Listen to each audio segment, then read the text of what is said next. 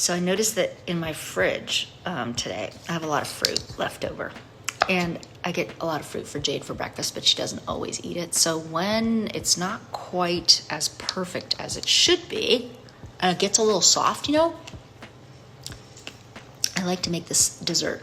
It's a ricotta with berries, and I make a little simple syrup and caramelized croutons. I've already started cutting up leftover bread. So it's kind of taking leftover stuff and recreating it.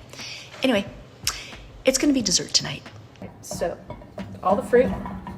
This is something I used to do a lot when I worked at Spago, and I worked for Sherry Yard, who was the pastry chef for Wolfgang. We made a lot of these kind of cooked fruit, like syrups. They're like between a compote and a syrup. Sugar.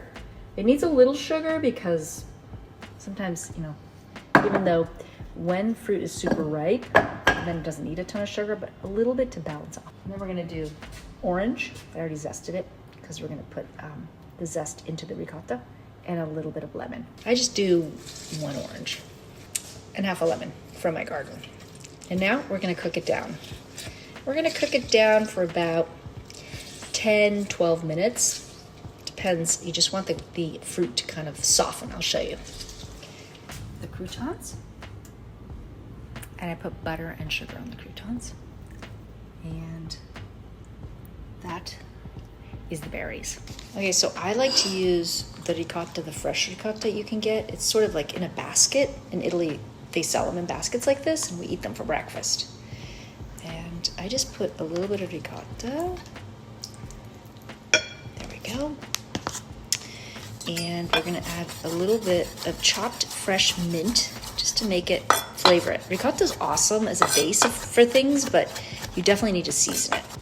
Mint and some zest of lemon and orange. Okay, so now I like to put it in these little cups. So we're gonna, it's hot, but it's good. Put a little bit of ricotta in here. I take the compote. And you can make this in advance. You can let it cool. It'll sort of solidify and won't be so liquidy if you do that, which is great too. I put the fruit right on top. You can kind of see it, just like that. And then, my favorite part, some of the croutons. The sugary, buttery croutons right on top. It's so good. It's so fresh, it's so light, but I'm telling you, this also works over gelato. You could also make this in advance, leave it in the fridge, and then top it with the croutons at the very end, and it makes for the perfect snack, even breakfast. Definitely dessert.